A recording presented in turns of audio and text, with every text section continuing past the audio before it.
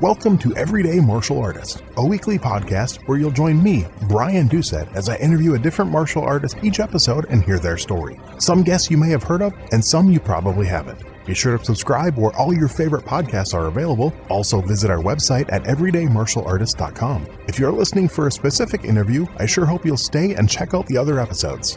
A very special thank you to Topher Williams for our custom theme music. And now, the newest episode of Everyday Martial Artist. Everyday Martial Artist is brought to you by KOOnline.com for all your martial arts needs. Sparring and safety gear, rank belts, uniforms, weapons, patches, and more. Wholesale supplies made by martial artists for martial artists. Visit us today at ko-online.com.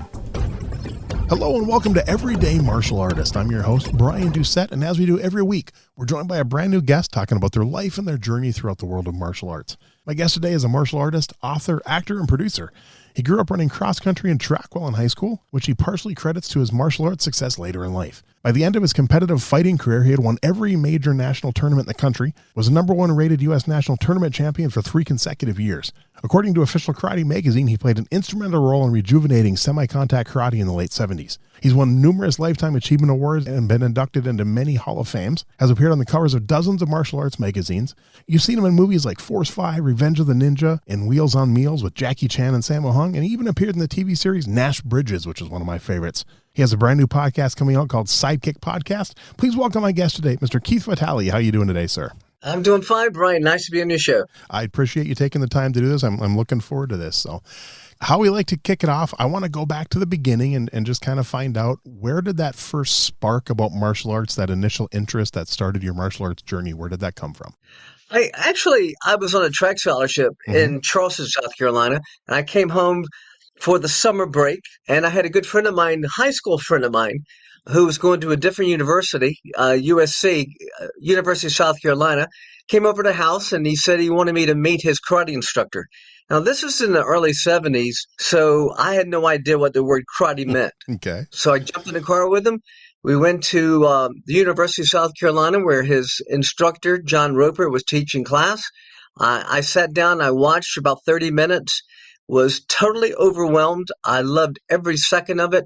I saw a smaller guy fighting a taller guy, and he was holding his own by kicks, using his kicks. And I had never seen anybody throw kicks before, so I just fell instantly in love with it. And then at the end of the class, the instructor came over, and my friend is John Bellinger, who is my high school buddy. He introduced me to John Roper. It's an American name, but John's Korean. And then John took the time. He spoke with me a little bit. He showed me how karate works. He punched me in the chest with 2 knuckles. And then he made the comment. He said, listen, if you ever think about transferring over or coming to the class, I'd be glad to teach you. I went home, called my track coach, dropped my scholarship. The next day, I drove over to the University of South Carolina, and I was living in Columbia. So I drove over to the USC and went to admissions. I gave him my documents, and next thing I know, I waited about, 7 days. I was admitted to the college, and I started taking karate under John Roper. Wow. I mean, was that blown away? My parents got upset. I was going to say, how did your parents react? Wow. Yeah, no, they weren't happy. But it's not that I'm that impulsive in life, but I am that passionate in life. And when something moves me, then I go at it 100%. And this is something that I went at it 100%. I just fell in love with it. And all these years later, I still adore the martial arts. And if I was the president, I would mandate it in every kindergarten, middle school, high school, college. And not for the fighting aspect, but for the leadership qualities aspect. All the benefits that you derive, that you get from the martial arts, starting with respect and discipline. And if you just start there, then the world's a better place. Well, if you run for president, I'm voting for you just for that. I mean, honestly, if you ran on that alone, you'd probably get a ton of votes from probably every martial artist in the country. So now, did you completely give up track and cross country? You didn't run 100%. At USC at all? Wow. No. But now imagine I gave it up. I did go meet the coach, and the coach wanted me on the team, but I just had a different path. I started just going to classes now, and the classes were only 2 times a week at USC.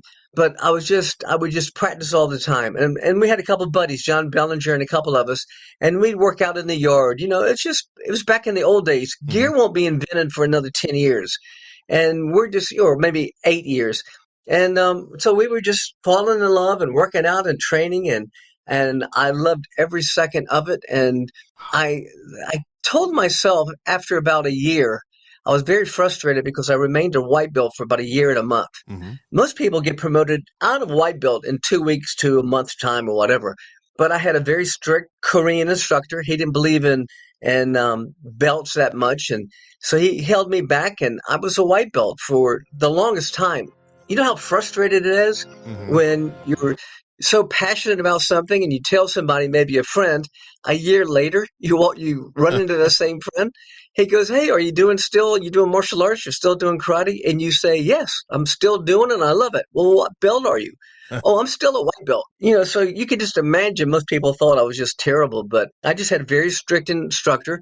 Then within another, let's say, 10 to 11 months, I did make it all the way through the belts to black belt. So within 2 years, I was a black belt. Wow. Which back then that wasn't easy back then.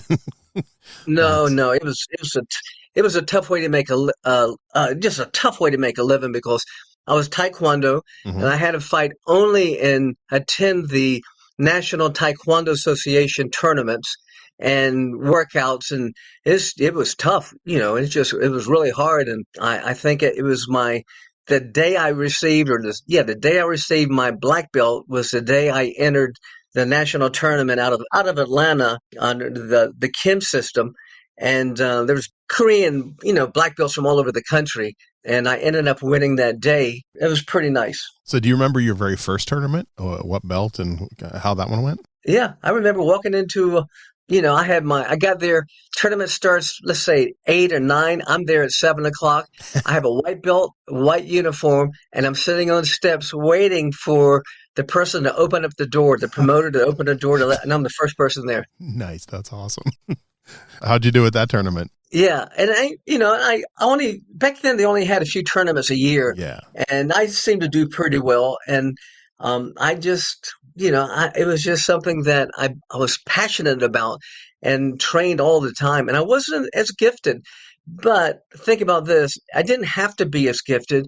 First of all, I had a track background. I was a distance runner. Hmm. So I could run all day. That means I could fight all day. Yep. So I have an advantage with a great cardiovascular. So I can beat up Bruce Lee and Jackie Chan at the same time if they're tired and worn out.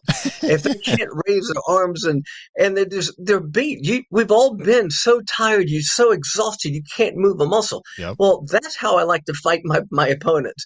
And if I can put pressure on them and work them and just really just wear them down, then that's going to be a benefit for me. And the second thing is, I had more probably miles on my legs than they had their cars most of the time. I Hmm. was doing distance up to 20 miles a day. And so here I am. I'm a distance runner, good cardiovascular, strong legs. I have long legs. And then I have a heart, and the heart is the main thing. I have the desire and, the will to win. So you put those things, and I didn't have the balance or coordination. I wasn't gifted like other fighters or other martial artists. I just had to work twice as hard as everybody. Back then, was it just sparring, or had they started doing forms yet in tournaments? The ones you were Yeah, doing? they did all those forms, and you could just stab me in the eye. I mean, every time I saw a form, I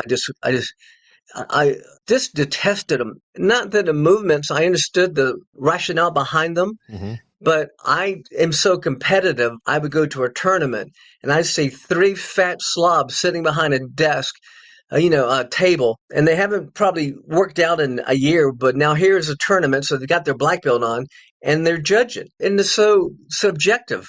So you get up and do a form, it's like a beauty pageant. Whatever they decide you get, then they're going to give you that score. I never ever competed one time, but I would sit back and watch.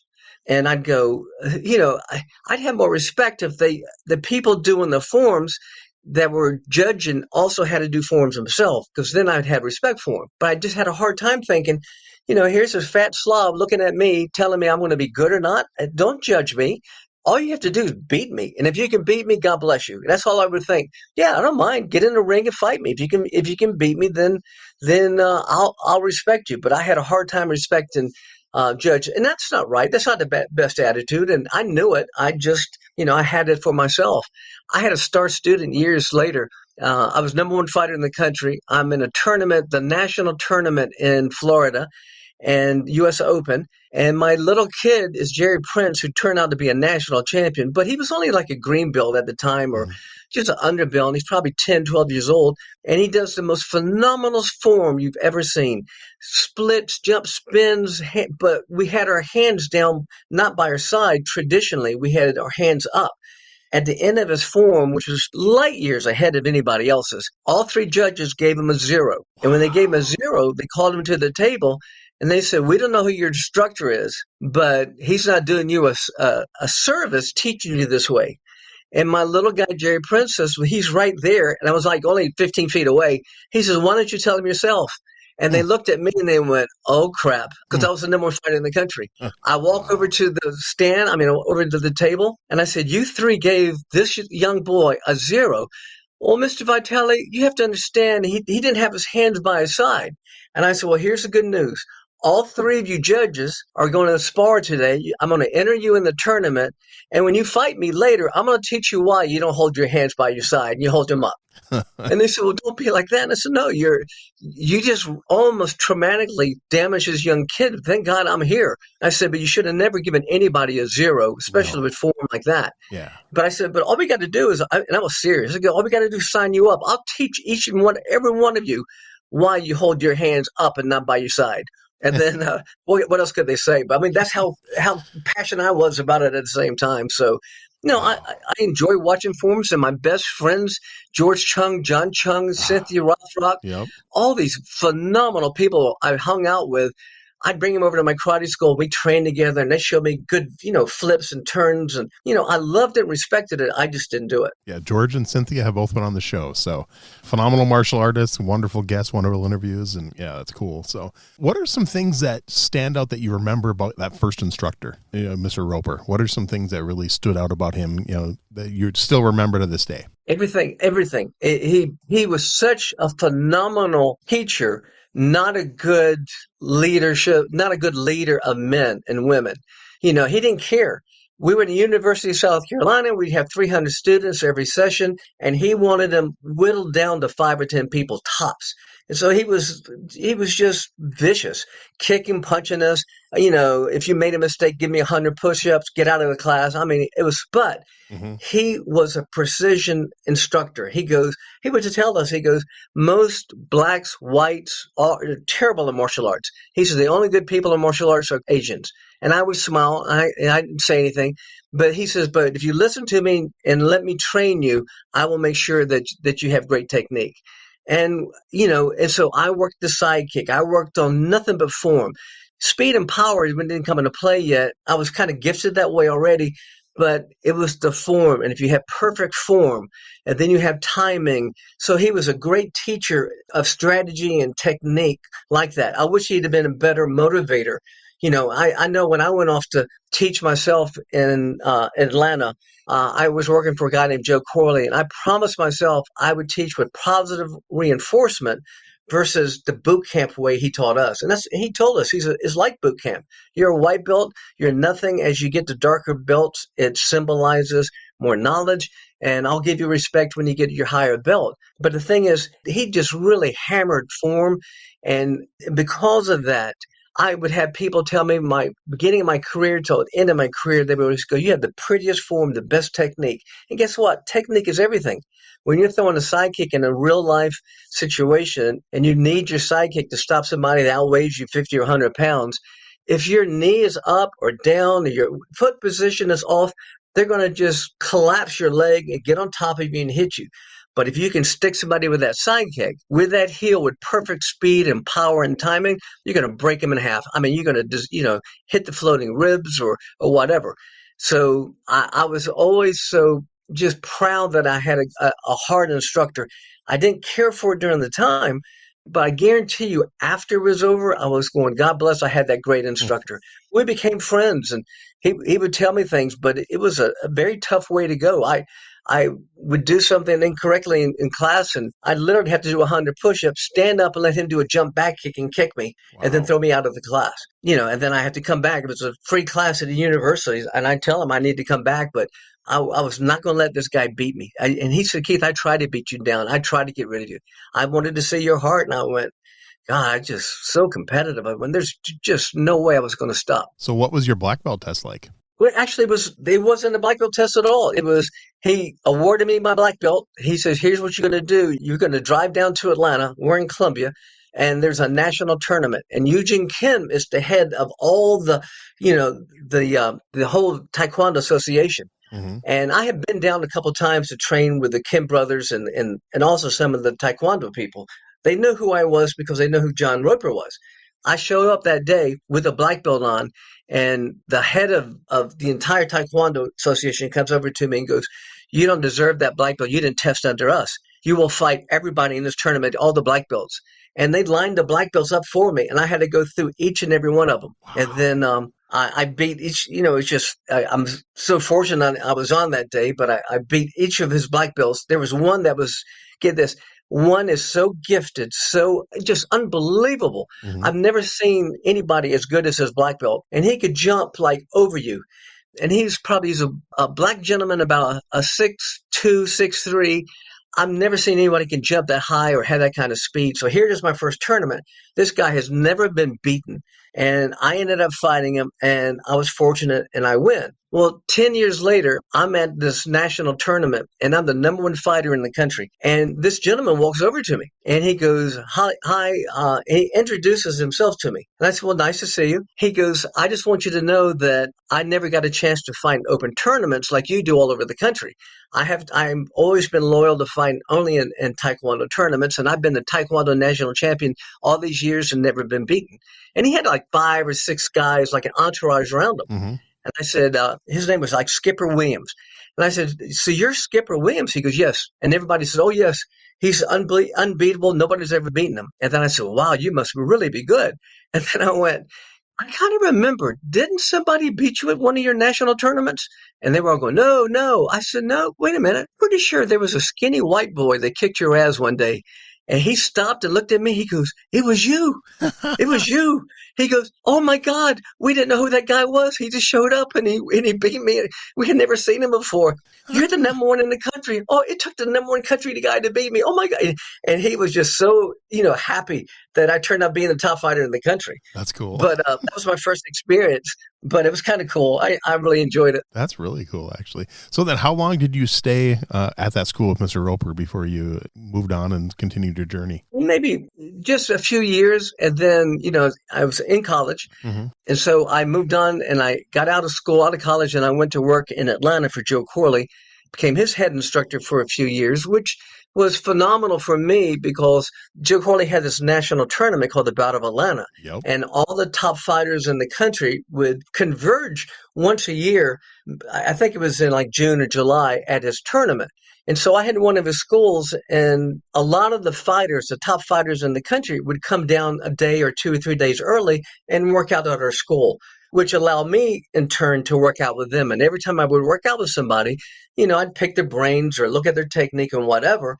And so I was so fortunate to be able to have so many different people to train with and exchange techniques. And I know I had friends like Super Dan Anderson up in Oregon.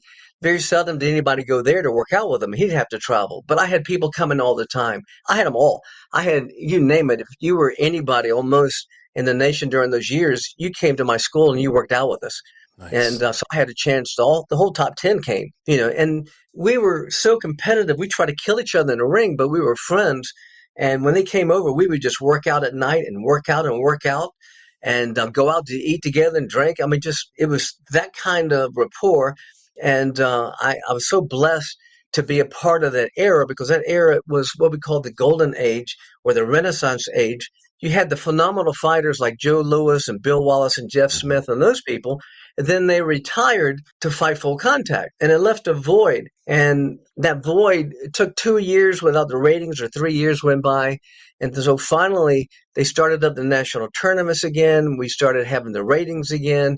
And it was a wonderful time because the magazines followed the fighters and they followed the tournaments and they wrote articles on each winner. And a lot of times they would put the winner of these tournaments on the covers.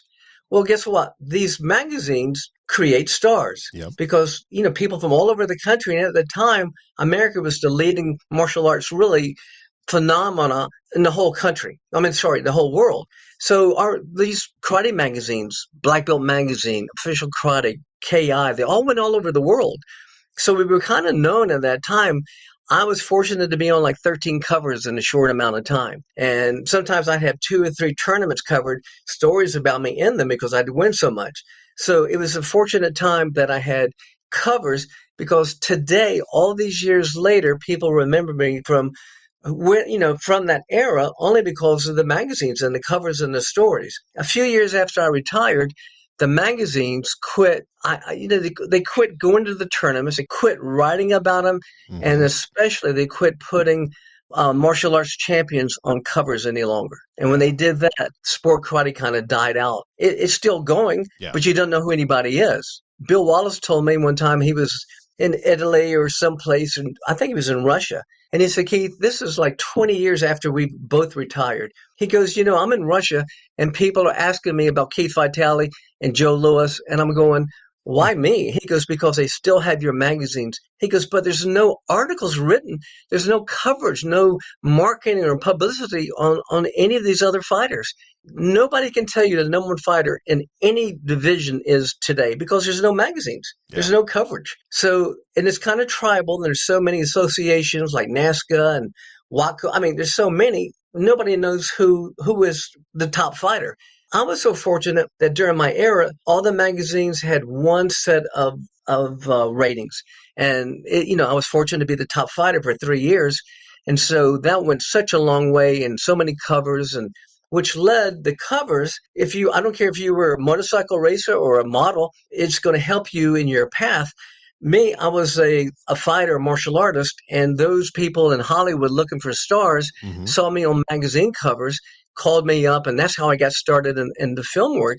Came from covers. Yeah, and if I hadn't been on these covers or these magazines didn't exist, I would have never been discovered. I would have never done films. Oh, that was going to be my next question, kind of what led to that. So talk about that. Talk about your experience in Hollywood and like your first movie and stuff, kind of how that came about and how that was for you. It's wonderful.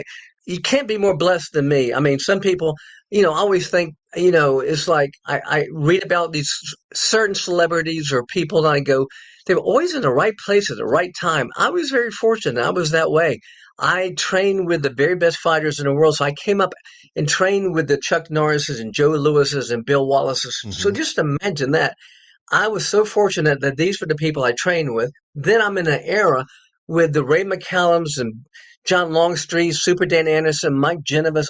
All these Robert Harris, all these phenomenal fighters that were so you couldn't believe how versatile they were, hands and feet, and they were just such great fighters that the magazines then followed us. So first of all, I'm in a great era. I've got great fighters, great competition, and I have great coverage and marketing. These magazines created so many stars. So blessed that way. And then two, Canon Films finds me on a magazine, calls me up and says, how would you like to be in our film called Revenge of the Ninja? So doing that, what's the chance that that's one of the first films that gets a theatrical release in the country? Enter the Dragon was one of them. But MGM, for some reason, liked this movie. It was a ninja movie. And they picked it up and put it in every theater in the country, a major theatrical release. And this film, Enter the Ninja, was so powerful, had such an impact on the film world that it created all the ninja craze. How many ninja movies have they been now? Probably 100, 200. And this first one was so successful. And when it first came out, Variety magazine came out. It was a third for production for that week, making money. And there was like The Jedi and Risky Business and National Lampoon and all these iconic films. And Revenge of the Ninja was number 3. So if I'm not blessed, it's my first starring role. I get a theatrical release. I've got so many magazines because I was in the right era. And then now that era is dead, is gone, is no longer there. And I couldn't tell you who the top fighter in any division in any organization is at all. I know there's websites out there that track it, but like you said, not, I love magazines. I used to subscribe to so many magazines, and it's not worth it anymore. It's, half the pages are ads and not as many stories. So, but yeah. And you mentioned Revenge of the Ninja. That's with Sho Kosugi. That must've been pretty cool working with him. Well, it's so cool. And to digress just a little bit, one of the problems with the tournament world, it wasn't that they lost. I think the romanticism didn't leave the sport karate. It was still there. In fact, after us, they had phenomenal fighters. They were great fighters. Each era got better. The problem was with the promoters. The promoters started trying to outdo each other by giving out world championships. And what you do is you give out a world championships to a white belt, green belt, blue belt, and every division, forms, fighting, weapons, musical forms. Well, what happens is you're a magazine writer, or maybe you work for a newspaper in a local city, and you have 78 people call you up and say they won the world championship yesterday at the tournament. Yep. Or 400 people call you up and they go, there's 400 world champions in martial arts? So it got so overwhelmingly just watered down that people said, screw it. I'm not going to even cover you guys anymore. You guys have just watered down the sport. And I noticed yesterday there was a post on Facebook, one of my own students, Marty Knight, he's a great fighter. I love him. And he has a big sign up. He's the world champion fighter from NASCA. And I went, what world are we talking about? There might be two fighters in his division. It's not his fault. He shows up, he wins. But why would you give somebody a world championship in every division? It just waters down the meaning of what a world champion is. And that's why there's no magazine coverage or heroes or stars, and all that stuff is gone. But getting back to Revenge, working with Sho Kosugi was like a dream. I didn't think the movie was going to be that good personally, because it was very violent, bloody.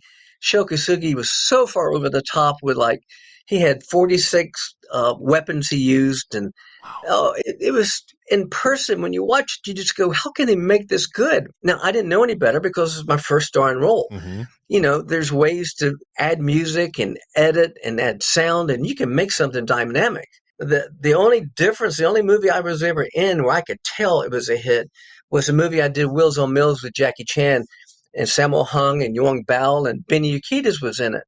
As we were filming, I would watch and go, this is the best stuff I've ever seen. It was so good that you couldn't believe what you were watching, and yet there was no music, there was no editing. You just couldn't believe what you were watching. That's how good that movie was, or those guys really were.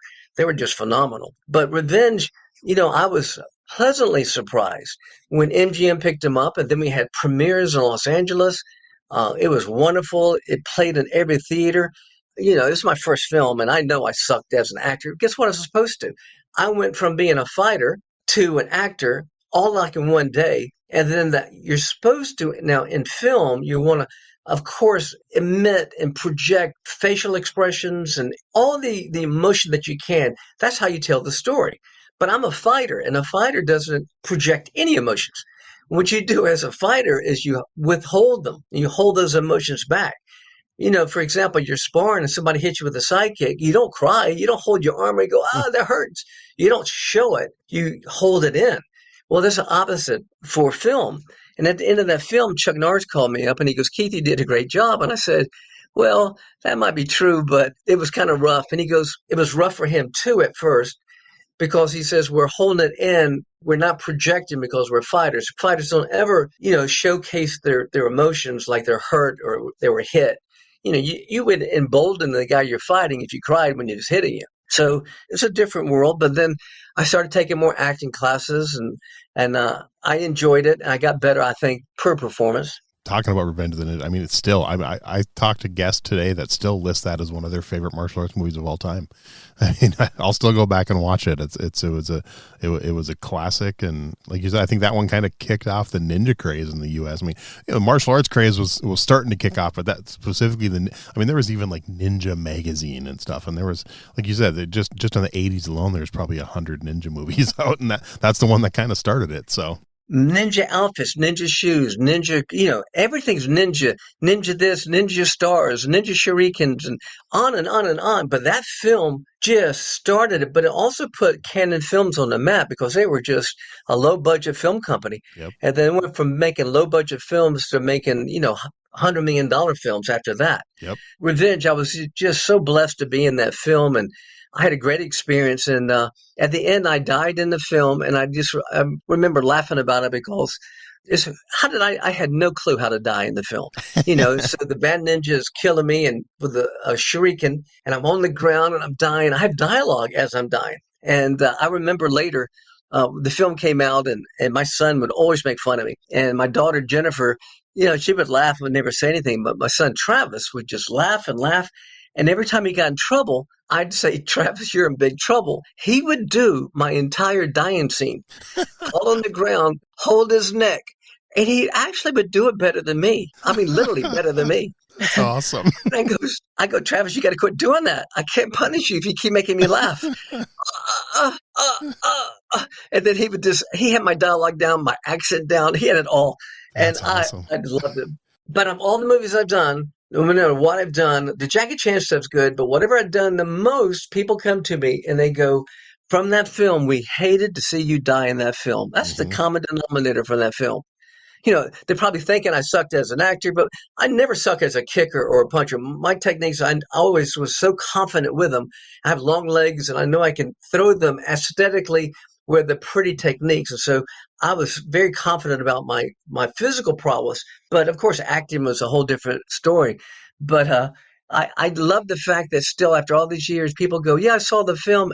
We hated it when you died in that film. I kind of like that. I kind of love resonating enough with an audience where they didn't want to see me die. Because I've seen films where I've watched people that stink as an actor, and I hope they die. I hope they get off the screen as quick as possible. That's cool. So I got to ask, even though it's not martial arts really related, but I got to ask about Nash Bridges because that was one of my favorite shows I used to watch. I never missed an episode, and I still watch it when it comes on in reruns. So kind of what led to that, and how was it working with Don Johnson and Cheech Marin? Oh, it was heaven on earth because it was my first experiences not working on a martial arts film. Mm-hmm. This was a TV show. So they had me on not only as an actor, but as a stunt person as well. And I remember that the first time I had to fight Stone Cold Steve Austin on the second episode. And that was a phenomenal fight. Yeah. And then the first one, I had to fight Joe Hess. And Joe Hess and I have been part of an action film camp that we've been teaching for 10 years up in Storm King Mountain up in New York. Okay. And Keith Strandberg, Michael DePasquale, and myself started this film camp because we wanted to have a camp for people who were aspiring to be a martial artist, have a place to go for a week and learn how to break into films. And we would teach them about stunt fighting and where your light and, how to react to films and all that, which is great. And then Keith Strandberg and I produced films together. We would kind of cherry pick certain students that attended these festivals and put them in our movies. So that helped. So here, Joe Hess is one of the instructors. I've fought Joe so many times and worked out with Joe so many times. He's like 6'6", probably 400 pounds, 350, 400 pounds. So we get to this TV show with Nash Bridges, and Don Johnson's the producer. He calls all the shots. And I'm working with a guy, his name is Merritt Yoakum, and he's the fight coordinator. Now, he goes on to win Emmys, so he's phenomenal. He's worked on all these shows, but at this time, he choreographed the fight scene for us. He films it, and as he films it, he says, guys, I'm going to take this to Don Johnson, let him okay what I put down, just going through the fight moves. Mm-hmm. He says, and if everything's fine, we'll bring you back tonight. We'll actually shoot the episode. So we go back to the hotel. We're in San Francisco. We get a quick phone call. And Merritt, the fight coordinator, said, no, get back here right now. I'm going to send a car to pick you guys up. We go. I said, what's the problem? And he says, oh, Don Johnson and Cheech hated it, hated everything about it. It was too pretty. They don't want anything pretty. They want something gritty. They want something just like over the top. So we had to rehearse. We only had a couple hours because we're getting ready to film. So we rehearsed, and then Don Johnson, he's in the scene. So Cheech is in the scene. And I thought Don Johnson was probably the best looking man I've ever seen in my life. I was like, oh my God, look at this guy. He's a movie star that looks like a movie star. course, even some movie stars, you can't even tell. If you pass him on the street, you wouldn't even know it. Right. But Don Johnson looked like a movie star. So there he is with Cheech. Cheech says something to me, and I start laughing because he sounds like Cheech and Chong, but that's how he normally talks. You would just assume it's something different, but no, I'm almost laughing going, the way he talks in film is the way he is in real life. So anyway, Don Johnson goes, all right, guys, we're going to shoot in a bit. He told the fight coordinator, Merritt, he says, this better be good. And so he goes, Joe Hess and Keith, would you mind running through it? Kind of like 50%. Let me look at it. And so now I looked at Joe Hess, and Joe Hess says, Keith, he says, I don't care. Let's do it 100% and just go. We already had our outfits on and a whole bit. Mm-hmm. So he said, I looked at Joe. I said, okay, we'll just do it. So the director goes, action. And we're supposed to just run through the techniques. It's a big fight scene. The end, Joe picks me up and he body slams me over a coffee table and the glass breaks. Wow. So we go through it. It's so violent. It is so rough. It's so incredible. Don Johnson stands up and starts screaming and clapping. And Cheech going, oh my God, that's just great. And the director walks over and says, are you okay? And I went, I'm fine. He goes, no, he hit you 15 times. I think he broke you. He broke your eyes. He never hit me one time.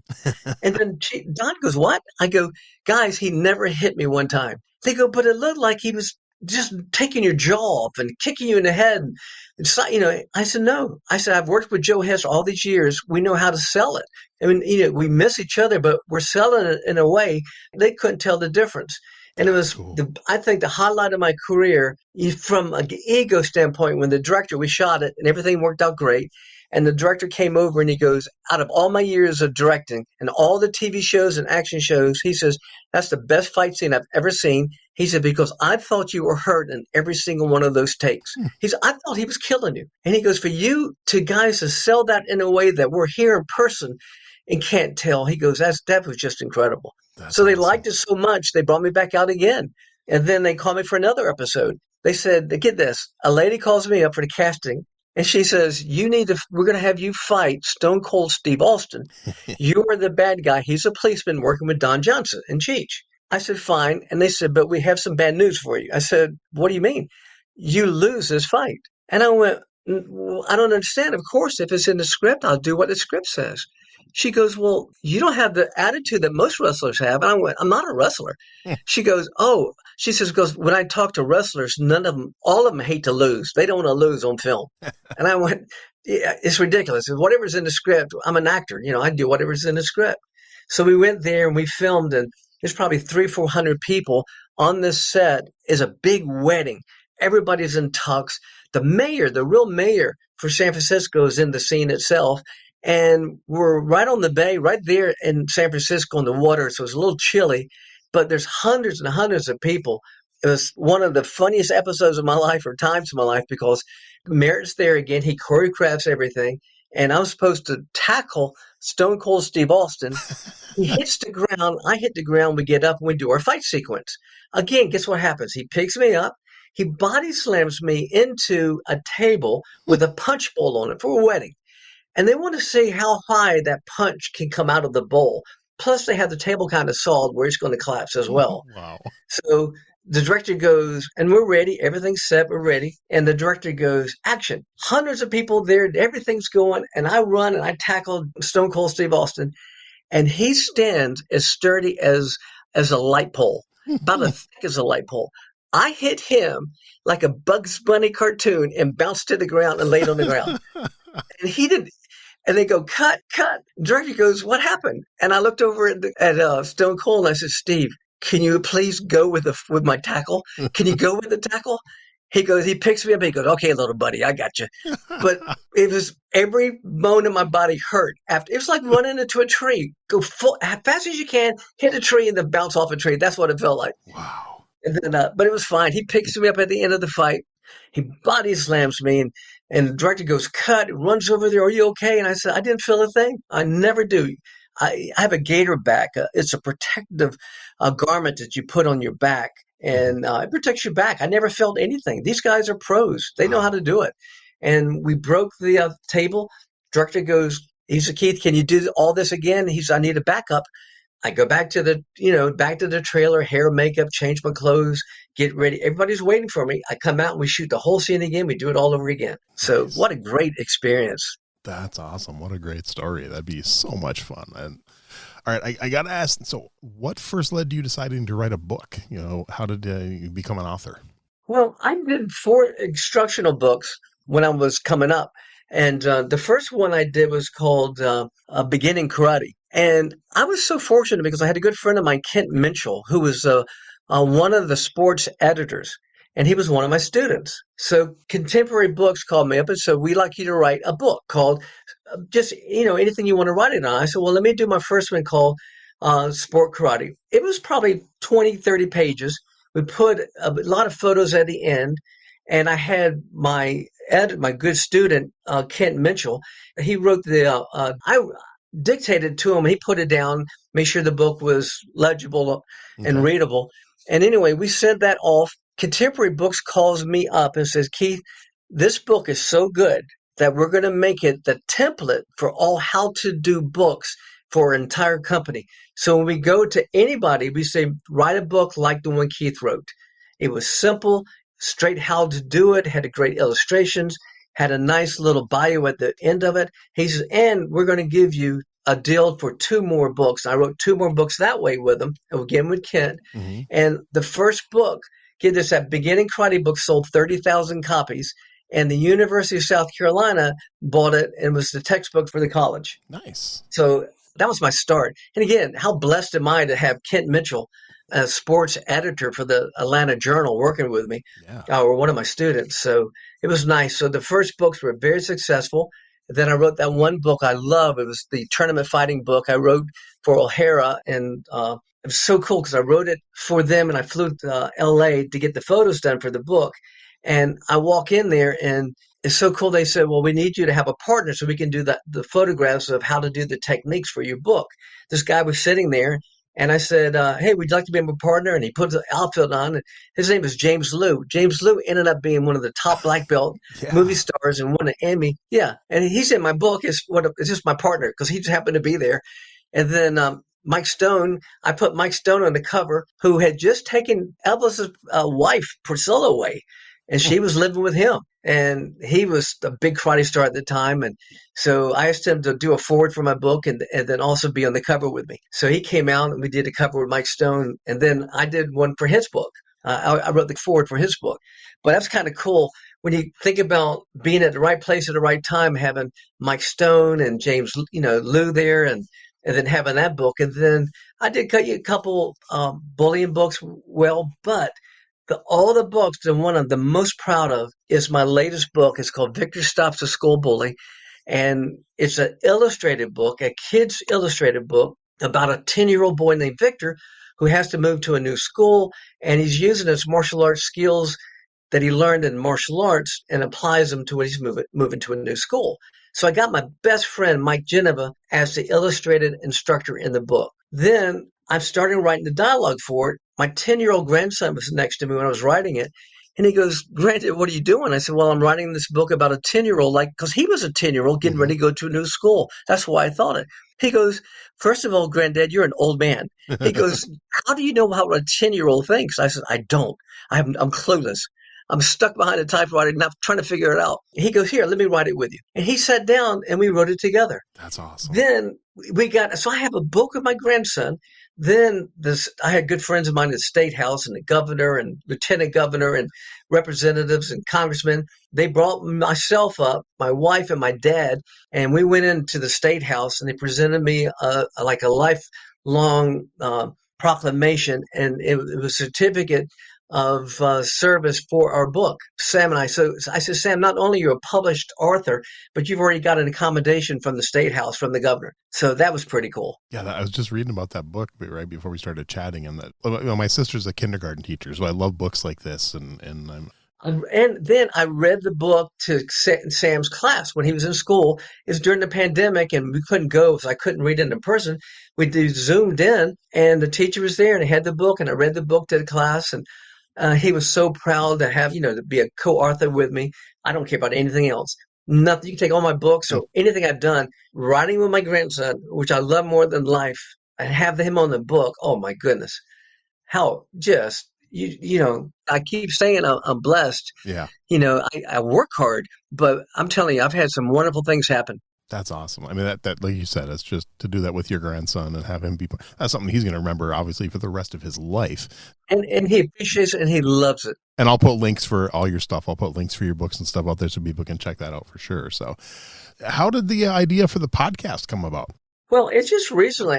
I've done a lot of podcasts. Mm-hmm. I for so many people over the last few years, and then one of them, Bruce Willow, he's out of Portugal. I did one with him, and he said, Keith, he says, I said, what I don't understand is why you haven't done your own podcast. And I went, what are you talking about? And we talked after, we filmed. And then he says, you've got friends in martial arts and you got friends in the film world, writers and producers and directors and stunt men and women. He goes, you could probably be pretty successful. So then I said, well, if I'm going to do this, I'm going to do it right. And I've got a great website. I hired a great producer to help me produce these. And then I've got constant contact. They're the ones that do the newsletters. We're going to launch on February the 15th. And then I've got already probably 25 episodes already done in the can that we're going to put on. And then you release them, like already once a Yep, week, exactly. every Wednesday or whatever. And then I'll have a martial arts channel and also have Sidekicks podcast for films. And then I'm going to just continue. I'm going to interview, like you have Richard Norton and Cynthia. I've got Lauren Avedon on Thursday. I'm doing Lauren Avedon from No Retreat, No Surrender. Nice. Next week, I'm doing Joe Corley. So I'm going to go on and on and on. Yep. And then it's kind of nice. I've tried something different. I hope it's successful.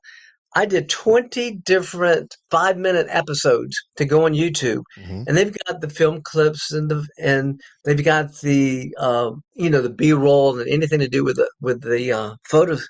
But I'm doing behind the scenes stories from the movies I've been in. So I've got 6 episodes just from Wheels on Mills, working with Jackie Chan and Sammo Hung and Benny Urquidez, and I tell behind the scenes stories that nobody's ever heard before. And I'm hoping to try to figure out how to link some of those Jackie Chan episodes into some of the fan clubs with Jackie Chan. Get this, one fan club for Jackie Chan has 75 million people in it. Wow. It's mind-boggling. Yeah, that's crazy. So I'm hoping to try to figure out a way to get some of these episodes and to links like that. Mm-hmm. That's good. And then that was very smart of you to record that many ahead of time. When I did mine, I think I did 22 or 23 ahead of time. But I have a radio background, so I knew what I was doing, and I knew worked on syndicated radio before and stuff, so I knew what I had to do to make sure I was doing it. And I'm coming up. Actually, this Thursday will be my episode 99. So wow, haven't missed a week yet. That's so cool. Yeah, and I think I have. So I think your episode number, I think like 104 or 105. So that I'm recording. Wow. So that's so cool. Yeah, it's fun. You're gonna have a blast. That's for sure. Oh yeah, well I have so many good friends of mine that are, my nephew. I just had dinner with him over Christmas, and he's a young guy, and he flew in, and he was going to the Black Panthers party here in Atlanta because he was one of the stuntmen in Black Panthers, and also he was one of the green men in Avatar. And he's a stunt guy, and he's one of these guys that holds his breath for over 5 minutes, so they use him a lot. So I'm going to interview him, and hopefully I can reach out to people in different, arenas, like the movie world for, Avatar and Black Panthers, on and on. So I have so many stunt people that I'm good friends with, and actors, and like good friends like Keith Stradberg, who's a writer, producer, and he discovered Van Damme. I'm getting ready to interview him. And like I said, Thursday, 2 days from now, I'm doing Lauren Avedon, and he's a personal friend of mine. And he was just on the Scott Adkins podcast. Nice. And, so I think it's a fun, I'm telling you, I'm having a blast doing it so far. That's awesome. And like I said, your episode will actually be out after February 15th. So your show will already be going by the time people hear this episode. So I will definitely put links on there for it. And wonderful. Hopefully get you some listeners. So, cause I try to promote other martial arts podcasts. It's, it's not like back in the days of radio where it's like all these shows are competing, cause it's not like we're both shows that are on Thursdays at 9 a.m. It's a podcast. You can listen anytime. People can listen to every martial arts podcast, and they're not competing with each other. So we got to support each other and help each other, and that's how it all grows. And we all help the martial arts world that way and get the people's stories out there. So Wonderful. I love it. I love Nice. that. I've got so many great friends of mine. Sophia Crawford, she did double the Buffy the Vampire, and she Yep. was a Power Rangers. I'm going to interview her, and I've just got John Crane up in California, who is a stunt person, wrote the book on stunts, and on and on and on. I'm just so fortunate to have done these films, and I know so many of these actors and producers and writers and stunt people that I think is. And then on the other hand, I know so many people, of course, that I want to interview. I noticed some of the people you have on the martial arts side. Mm-hmm. I've already done Mike Geneva. He's coming out on the 15th, his interview. Nice. And then I want to do, like, I saw you have Charlie Lee and you have Yep. Simon Reed. These are friends of mine. You have Richard Norton, a good friend of mine. I mean, all these different people that so many people on your site that you've interviewed already are good friends of mine already. I'd love to have on my show eventually. Nice. And I just on Friday, I interviewed Anthony DeLongis too. Was another phenomenal interview and great guy, great martial artist. And so yeah. Any of those people, if there's someone you see on my list that you don't know and need me to put you in touch with, just say the word. If you want a really good stuntman to interview, you should look into Rick Avery. That was a fun. That's cool. He was back. He was episode 14, almost 2 years ago for me. But eighth degree black belt in American Kempo and did professional boxing and yeah, just an amazing stunt career and stuff. But that's another just fun interview. Anything I can do to That's help, good. I'm always looking for that. I'm glad to help. So what Thanks, is Brian. I appreciate it. Oh, my pleasure. My pleasure. What are one or two tips you would give someone who is thinking of getting involved in martial arts for the first time in their life? They know nothing about it and they're just wondering, what's one or two things I should maybe look for in an instructor and maybe something I should avoid when I'm looking for a school? That's wonderful. That's a great question. And I taught for so many years, and we're living in a different world now that the people that I see millennials are a different breed of different people, not good or bad, but one of the things I'd always let my parents know when you're shopping around and you're looking for an instructor, you have to remember that the child, whether it's a female or a male, they're going to be emulating and copying almost everything about that instructor. So you need to choose an instructor that you think is a good role model for for your child. Mm-hmm. And for example, if they're overweight, they're sloppy, and then your students are going to have the same kind of attitude because they're going to copy and just they're like little mini me's. And a real good example is this that Jerry Prince guy I mentioned. One time I was kicking in the class, I was teaching. I had 50 kids on the mat, and they were phenomenal kids. And I joked with Jerry Prince. I said, stop the class. I said, Jerry, every time you kick up in the air, you hold your pinky out. And then everybody laughed. And Jerry goes, I'm sorry, sir. I didn't know I did that. So it's no big deal. I'm just letting you know. I don't know why you stick your pinky out of your right hand. The next day I'm teaching. Again, the mother of Jerry Prince stops my class. She says, Mr. Vitali, you got a second? I said, I'm middle of a class. She walks out there, has a photograph of me throwing a round kick with my pinky out. And I didn't know it. Jerry Prince didn't know it, but he was copying me, just in a way that he's not even subconsciously aware of it. But whatever I'm going to do, they're going to do. So I always say, find a role model that fits your desire, your family's needs, because your kids are going to become that person. And now, like I said, I'm having a hard time with it's the MMA look, Mm-hmm. tattoos all over their face and earrings in their nose and ear, and I go, that's not me. I wouldn't have my kids taking martial arts from them only because I don't want my kids having tattoos on their face and neck and earrings in their nose. But guess what? And they always tell me, and they're right. They go, well, that's because you're old. I am too old. And I went, you're right. There's a whole new, era of martial arts and young people, and it doesn't define who they are. It's just who is what they've done. Right. But again, I would say find that role model that you want your kids to emulate because they're going to emulate that kid. Let them be that positive force in their lives that are reinforcing your values. And so that's so important what I'm saying. So I, as an instructor, always told the parent that I'm going to be that strong person in your child's life that's going to keep them on the path. And I'm going to be that voice is going to be reinforcing your values. And if I'm not reinforcing your values, they shouldn't be in my class. Take them to another class that shares your values. But by me doing that, and that those kids are going to not only subconsciously try to be like me, Mm-hmm. but they're also going to listen to me more than listen to their parents. And if I can then motivate them in a positive manner and keep them, making good grades in school and being disciplined and respectful, then my course is worth $1 million. I don't charge $1 million, but that's what it's worth. Right. And I would tell the parents that, and the parents go, I agree 100%. If you can do that with my kids, and I go, and that's why I was so successful in martial arts schools, because my leadership program and what I was saying and training, I didn't care about the kicks and punches. Just by osmosis, if they're long enough, they're going to be good at martial arts. I'll make sure they're good in martial arts for self-defense. But just from a leadership standpoint, I'm training leaders. I want them respectful, disciplined, and sharp. And then when their mother says something, their dad something, their reply had to be yes, sir, or yes, ma'am. And there was no if and buts about it, or they didn't get promoted. Nice. So it's tough. It's a long-winded, answer to your question, but I think I answered it. No, Look for definitely. the role model that you want your kids to emulate. Yeah, no, and I love that you did that, because my instructor that I had was the same way. When my kids were testing, he'd send a permission slip home, and it basically said my kid is doing well in school, yes or no, and my kid is being respectful at home, yes or no. If either one was a no, they didn't get to test for that next belt. So About that. yeah, I love that. So you kind of mentioned a little bit. You talked about MMA. I'm just curious, what are your thoughts on MMA and the UFC, and are you a fan? Ever watch the UFC? You mean MMA fights? Yeah. Yeah, I'm a big fan. I love it. A good friend of mine, Joe Corley, Yep. is starting PK Karate next month. It kicks off.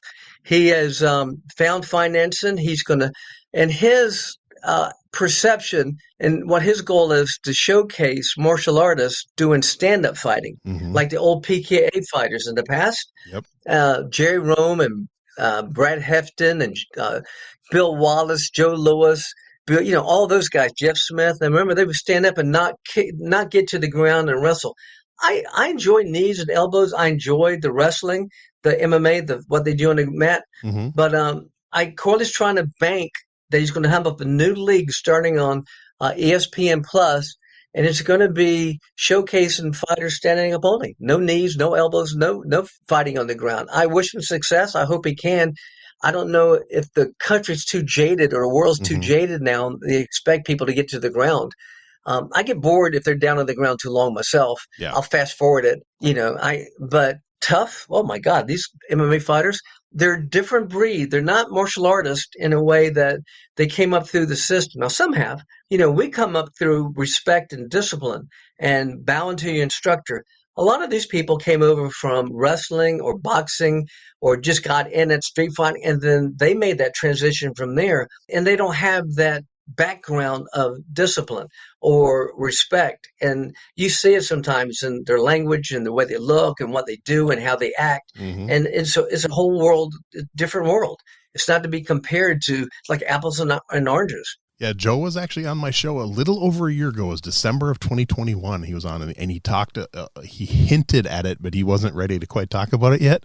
So I was like, whatever you're doing, I just hope it works. And I'm so excited that he's close to launching it. And I will be one of the ones watching on ESPN Plus. So I'm excited. I miss I've only been to, I think, 4 kickboxing matches live in my life. And the last one was probably over 20 years ago. I'd love to see some good stand-up fighting again. I miss it. Yeah, I think so too. I think there's a yearning for it, and just because people are so used to seeing people get on the ground and choke people out doesn't mean that's the only way to do it. So I'm pretty sure Joe Corley's PK Karate is going to be successful, and I can't wait to get him on the show myself and ask him more questions about it. What I like to do for him would be to put some of his fighters and start doing podcasts with them and building up their personalities. That's Nice. what Dana White did. Yep, he had exactly. the TV show, remember?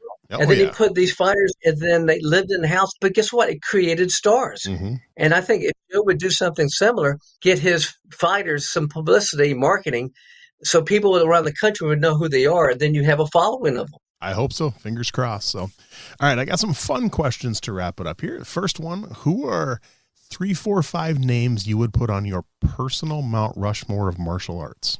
Oh, good. I start off with Bruce Lee. Nice. I just have to go with Alan Steen. Okay. Alan Steen, and then I'd have to go with Jun Rhee. Nice. Very cool. And these are good questions. And then go with got two more, right? Well, And you two got three, more. but you And can go as many as you want. I mean, I've had people do as few as two I and as just, many as 7 or 8. So I usually ask for yeah, 4, but wherever you can get to. I would put, and then I have five. I don't know. They're so good, but I have so much respect for Benny Urquidez Oh, yes. and Joe Lewis, Bill Wallace, Jeff Smith, and Don Wilson. Those guys are all the best you could get. I mean, they're phenomenal. They're light years ahead of almost everybody else. Mm-hmm. So I would have to go with them. Nice. And those are actually the last 4 you mentioned are 4 I'm trying to get on my show. So Don has already said yes. I just haven't been able to schedule it. I'm trying to get Benny, I'm trying to get Bill, and I'm trying to get Jeff. So hopefully I can have all of them on my show in the next year and have some good stuff. But all right, now in all your years of martial arts, is there one philosophy you've learned that is just super important to you? It rises to the top of your list. You keep coming back to it. It's called respect. Nice. I love the fact that we start off every class in every martial arts school in the country. You bow to your instructor, Mm-hmm. and your instructor respects you back by bowing back. And if we did that in every single kindergarten and elementary school, you start off and you don't have to bow. You can salute, but you would have to stand up, and the teacher would first thing you would do is quiet, nobody move. Stand still, bow to your teacher at school. She bows back. Everybody have a seat. No talking. That's the respect and discipline right there. And that would be it. You Mm-hmm. can't have martial arts without that. I've had funny looks before when I've gone to like visit other martial arts schools. No matter what style, I'll bow when I walk in the door, and like students look at me funny. Like, why are you bowing in our school? You're not a student here. I'm like, I'm a martial artist. It's called respect. And they just think that's so weird. I'm like, come on. All right, now this one, you can't pick one of your own. A favorite martial arts book. I'll go with Dan Anderson's American Karate. We had competing books at the time, Okay. and both of ours were like the Bible of the time at fighting, but I really loved his. Nice. He's such a smart, wonderful, exciting, dynamic personality, and he's a writer. So I'd buy his book today. Dan Anderson, Super Dan. Nice. And no one's actually said that one. Usually there's people pick some of the same ones, but that's the first time that one's been said. So I like it. All right. Now this next one, you might not have an answer for. It kind of depends. I mean, you were around in the 70s and 80s. So do you have a favorite martial arts video game? Were you ever into video games? No. Okay. Nah. That was an easy one then. All right. Now this one, favorite martial arts TV show. It's called The Warriors. Oh, nice. Okay. And it's a TV series. It's had 2 years, and I'm telling you, I watch it. I'm amazed. They're phenomenal athletes and martial artists and Mm-hmm. all Asian, but oh my gosh, I really enjoy it. It's called The Warriors. Yep. Very cool. All right. Now this one, you can't pick one you've been in. Favorite martial arts movie. Oh, I love this one. Okay, you're hurting my brain on this one because it's so hard. There's so many. I want to go with Enter the Dragon, Mm-hmm. but I've got to go with Crouching Tiger, Hidden Dragon. It just moved me. That's a great movie. I think you're the third or fourth person that's picked that one. Not a lot.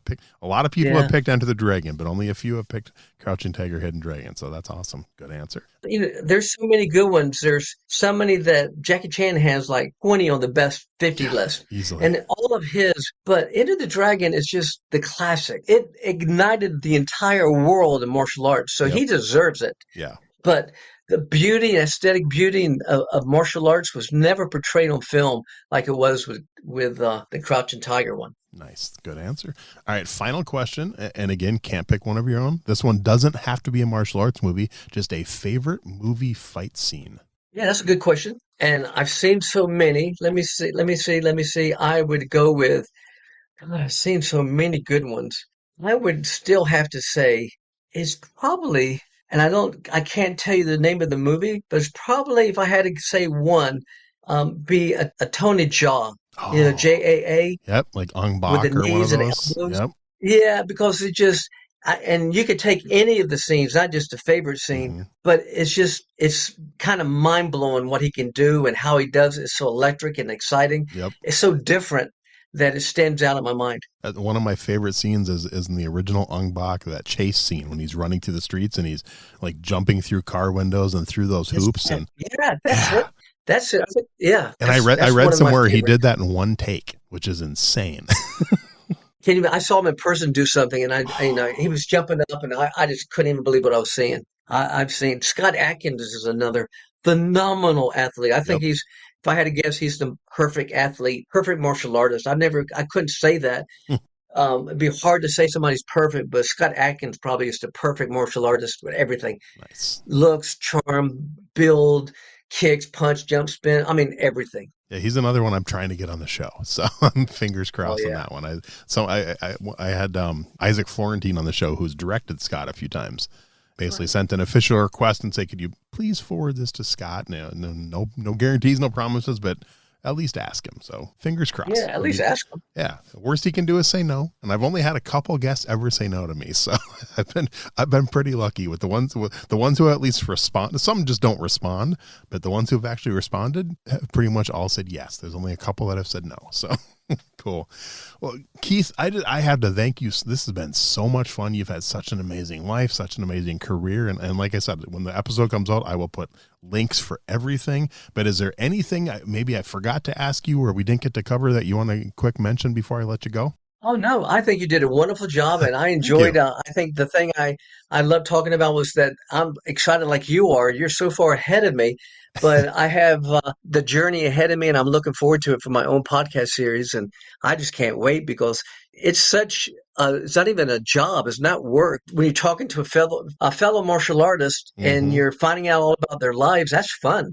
That's just exciting. It is. And I wish you nothing but the best of luck on that. And like I said, I can't wait to start listening myself. And I can't wait till people hear this episode. Wonderful. Thank you so much. All right, Brian. Thank you so much for having me on.